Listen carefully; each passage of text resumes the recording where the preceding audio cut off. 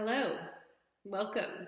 This is the first time that I am doing this new moon workshop, so it's probably going to evolve over time. But I was sort of called to do this, to set this out, put this out into the universe for whomever, and I have no clue who's going to watch this. But if you're watching, then these messages are for you. So my name is Amanda Butler, and I am a coach, and I am an intuitive, and I am an Akashic Records conduit. So I've opened the Akashic Records today, and I've asked for some guidance on this new moon cycle. The new moon is this absolutely beautiful time to set intentions. New moons always bring the promise of a new beginning. So here we are in the middle of October, in the middle of some pretty intense turmoil in the world. There's a lot going on, and it's really easy to pick up on all the low frequency energy. What that energy does is it constricts us and it puts us into a fear mode, and it's really hard to manifest the things that we want. So let's talk about manifestation for a second. Because there's a few things with manifestation that always kind of drove me crazy, especially when people are like, set your intention, be in vibrational alignment. And I was like, what does that mean? So here's where my take on it is, because I think that's the piece that's missing for people. I think when you set an intention, you have to feel worthy of it. This is a huge thing. So that's fine. Like, set your intention and notice your thoughts as you move through this cycle. Notice where you might not actually feel worthy of that in which you're trying to manifest, what you're trying to bring into your life through intention. It's really important. It's going to teach you how to set the thoughts out that will bring you in the right vibration, because our thoughts create our reality. It's true. I'm sorry, but it is. And so that links back to what I was saying before. When the world is in turmoil and we're being bombarded and bombarded and bombarded with stuff, it's really easy to have our thought patterns spiral down. Second thing, when you set an intention, you want to think about what is that vibration. And when I say vibration, I'm meaning like emotion. Emotions are our energy in motion. So what will that bring me? What will that give me? Sorry, just clearing through some stuff here. This happens a lot when I'm in an Akashic Records session. Things want to come up and clear out, and they get in my throat. Our throat chakra is where we speak our truth. So clearly the Akashic Records are sending me a message here when I'm talking about emotional response. They're like, hey, Amanda, pay attention. What are your emotions saying? So your emotions are your energy in motion. They are literally your vibration coming out. So when you go, okay, these are the things I want to manifest, look at what the emotion is behind them, and then intentionally cultivate that emotion in your day-to-day life. You have to be feeling that all the time. You have to feel a sense of wholeness, and you have to be bringing in the vibration or the emotion of that in which you seek. Okay? Third thing, you kind of got to set the intention and then throw it out. Because if you don't, you are going to obsess over it. You're going to obsess, obsess, obsess. And the universe is going to provide it based on what your thoughts are, based on the emotional energy you're putting forward. And the best way to have clear thoughts and cultivate the emotion is to be in the present moment. So whatever it is that you do to get into the present moment, that's what you need to do. So don't think about that thing that it is you want. Set the intention, make it really clear, make it really specific, and then picture it, bring the emotion up in your body, and then it'll radiate out for you, and then literally like throw it out. So all these things are really important. Feeling worthy of it is going to allow you to take action towards it. So the universe will throw it in your path, the opportunity to make whatever it is you want happen. And if you feel worthy of it, guess what? You're going to take action towards it, which is really beautiful. So I'm going to go through a couple little spiritual practices to sort of get you into a zone. And I've got some cards that I've pulled for the energy of this cycle. So this new moon, we're October 16th, and the full moon, which is also a blue moon, which means there's been 2 full moons in this month, lands on Halloween or Samhain, when it is said that the veil is particularly thin. So I'm going to do another one of these on the full moon as well, and we'll talk about what happens when we hit that part of the cycle. So just to speak a little bit about why I connect with the moon so much, I've really found that the moon cycles are pretty intense for me. And if I am a little bit more intentional with them, then things just flow so much better. So new moon, setting intention, and then I find my energy builds and builds and builds. I get a lot of intuitive guidance leading up to the full moon. And then it feels like there's this kind of burst and release, and then all the learning comes in, and the learning and the learning and the learning as the moon starts to wane. So it's really interesting. You can keep a journal during this time, especially if you've set an intention, and just make it a practice to read or to write down each day how you're feeling. What was your emotions? What were your thoughts? This is going to raise your level of awareness around what's going on. If not, we're just kind of like automaton, walking around, thoughts, media, social media, everything just affecting us to such a high level. And we just kind of lose control, and we're kind of being controlled or being programmed rather than programming for ourselves. So I want to show you one of the practices that I do, which is the prayer to the 7 directions.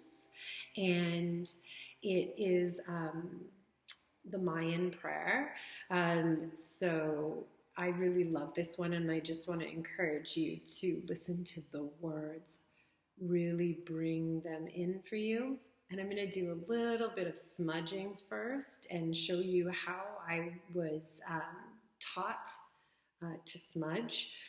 Which was very different from how I saw people doing it all the time. And this is from a friend of mine, and I really just think it's a really beautiful practice. So my sage that I'm going to use, and sage is a very feminine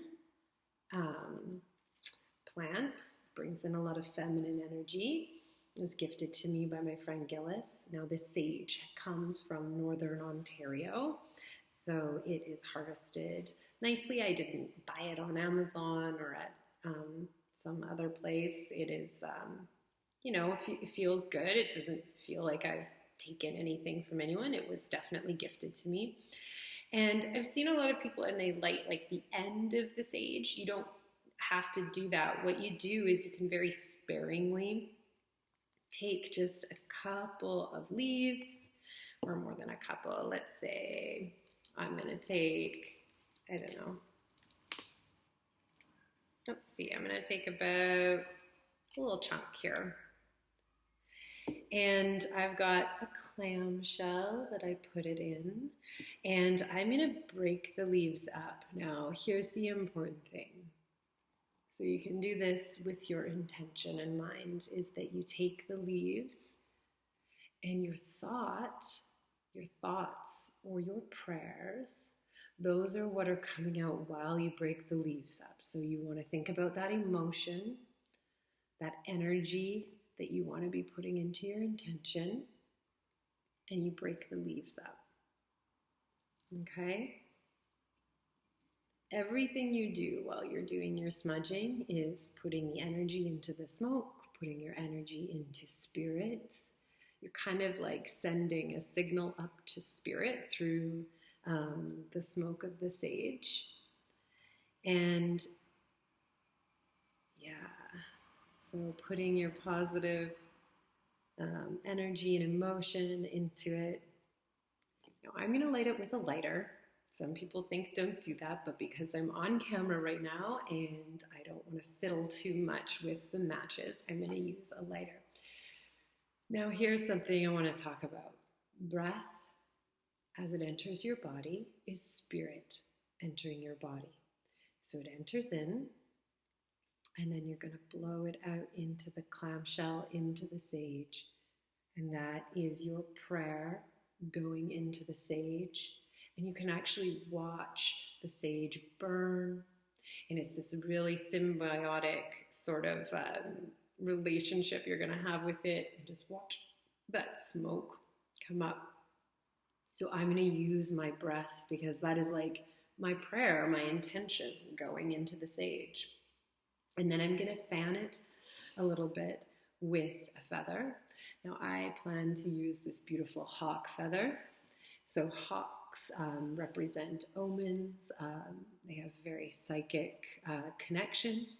And this hawk feather was also gifted to me by Gillis. He is such a love and has taught me so much, taught me about smudging in this way. And I'm just going to lightly fan the smoke, and then I'm going to say the prayer of the 7 directions. So before I start, I'm just going to ask you to take a deep breath. And I want you to feel your energy right in your body. We often leave our bodies, so let the energy come right down into your body so that anything that comes to you is incredibly grounded. So before I start, I want to talk a little bit about grounding frequencies. As this came to me in, I'm going to say a vision, but what I was shown was that, especially right now, there is a lot of frequency. There is a lot going on, and you know why? It's our thoughts going into the collective consciousness. There's like a lot of chaos. And there are a lot of people who are tapping into intuition, tapping into thoughts from the collective consciousness. But they're not very high-level frequencies, unfortunately. They are incredibly polarized frequencies. Now, that's okay. Polarity exists. But if you find yourself and your emotions getting pulled to something that is incredibly polarized, then you're not getting the higher level vibration. And in that, I'll reference the Akashic Records. So in calling in the Akashic Records, we are calling in a high love frequency. So any guidance you're going to get is just going to be uplifted. It's going to lift up above. And how I know that I'm there is that it doesn't polarize. I don't get worked up by it. I actually become more enlightened, lightened up by the guidance that is coming in. So a little bit of a sway off of what I was doing, but okay, so I've got my my sage, and I'm going to light it with this lighter. And so I just light it a little bit, and I'm keeping my intention in mind. And I'm just going to get it lit up and blow on it lightly.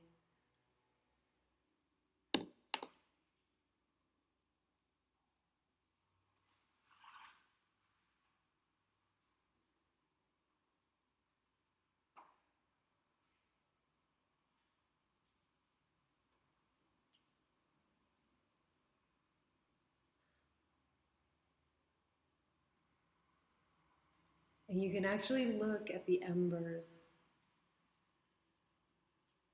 and they almost talk to you. So this is a beautiful way to just bring in and send out your intention through the smoke of the sage, that divine feminine energy coming in.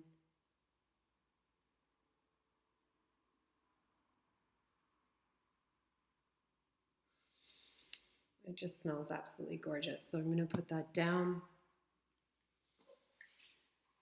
And I'm going to do my prayer of the 7 directions. From the east, house of light. May wisdom dawn in us so we may see all things in clarity. From the north, house of the night. May wisdom ripen in us so we may know all from within. From the west, house of transformation. May wisdom be transformed into right action so we may do what must be done. From the south, house of the eternal sun. May right action reap the harvest so we may enjoy the fruits of planetary being. From above, house of heaven, where star people and ancestors gather. May their blessings come to us now. From below, house of earth, may the heartbeat of her crystal core bless us with the harmonies to end all war. From the center, galactic source, which is everywhere at once, may everything be known as the light of mutual love.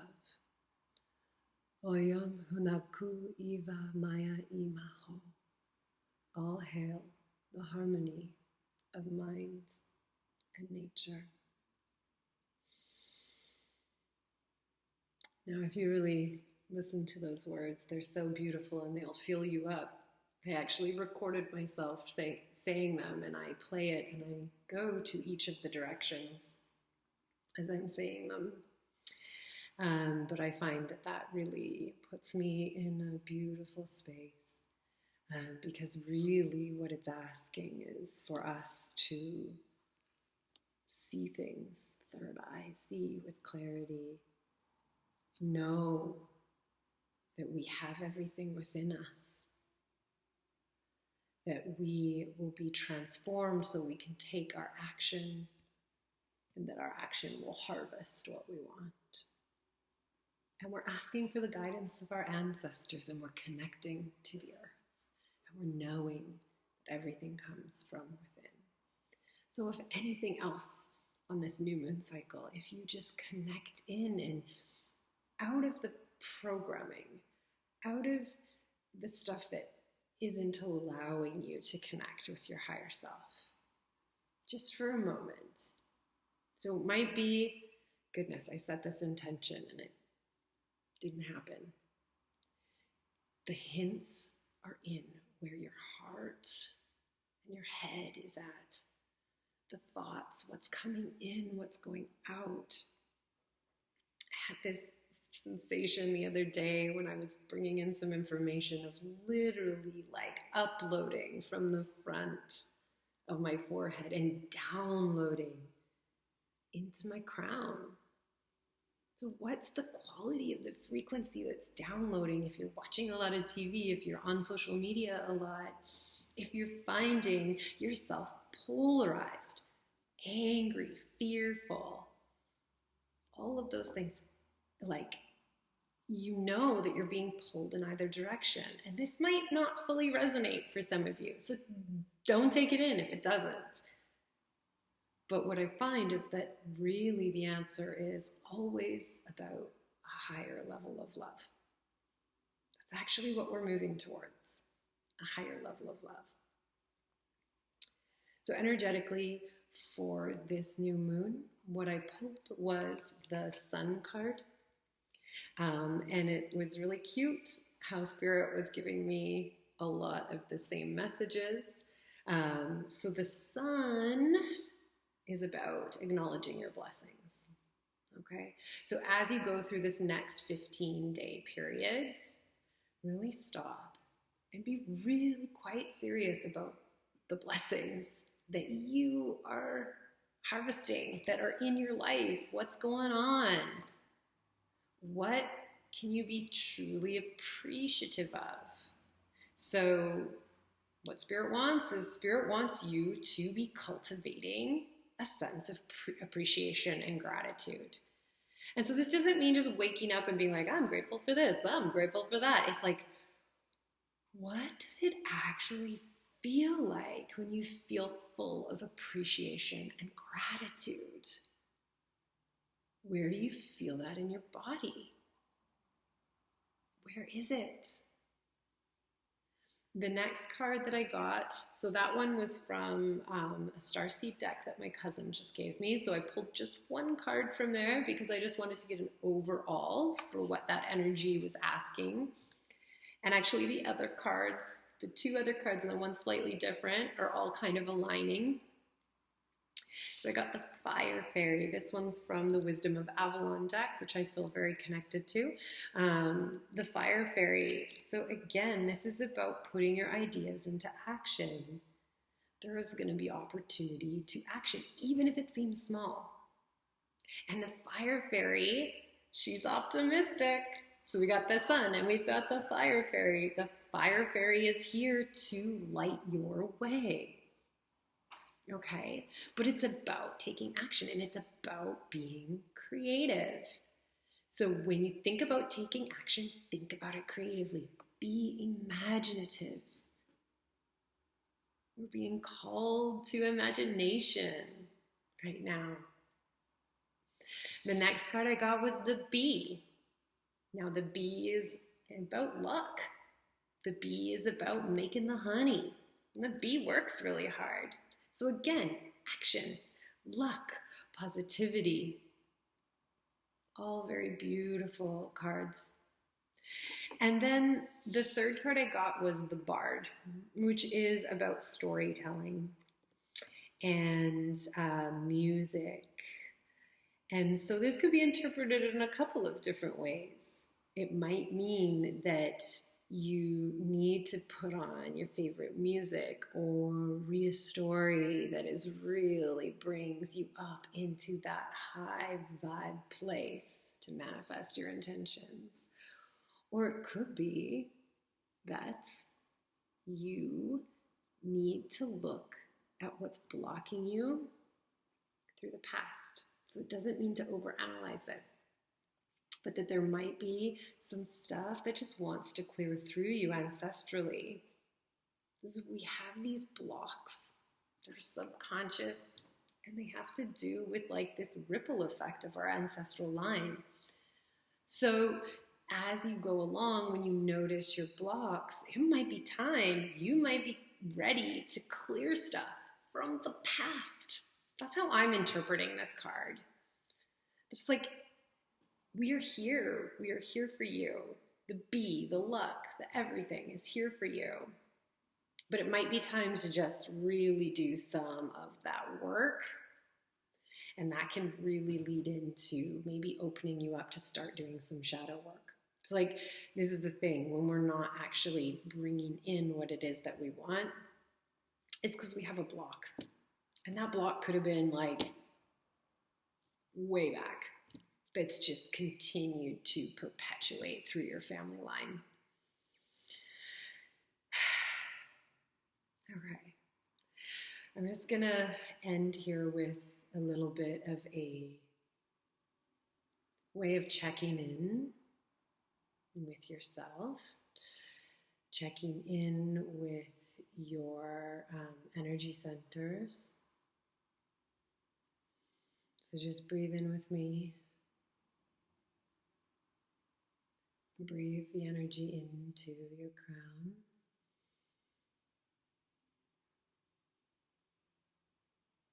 Open it up. And I'm going to take you through your chakras like a coil. So not up and down. We're going to go like an energy coil. And you breathe in to the center. Breathe out. Send the energy out. Breathe in to the center. Send the energy out. So I want you to breathe into your crown, receiving guidance through breath, divine guidance.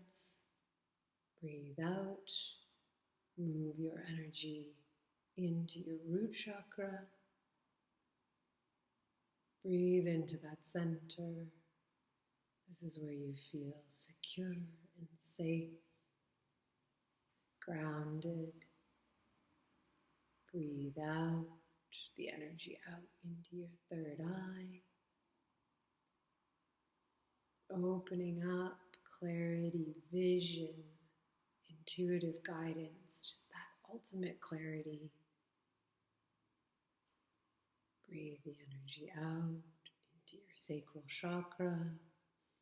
And this is where the emotions are. This is where the sexual energy is. Breathe into that center, out the back, and out through your throat chakra. And this is where you speak your truth. And when we have the right emotional energy, our truth resonates out more clearly. My throat chakra is giving out on me right now.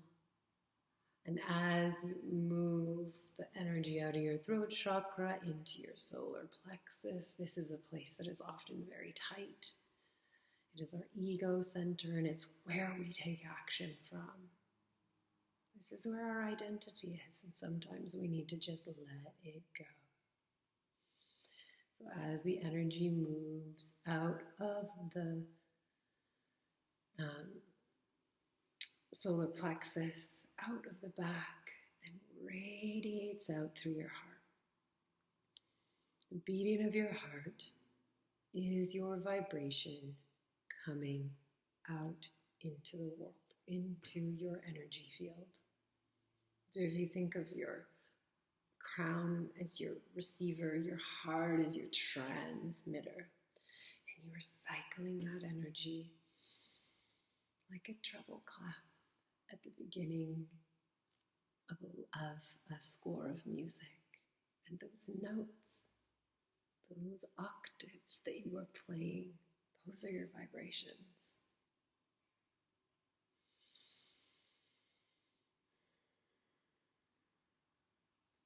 So raise your level of awareness, set an intention, and just see what happens.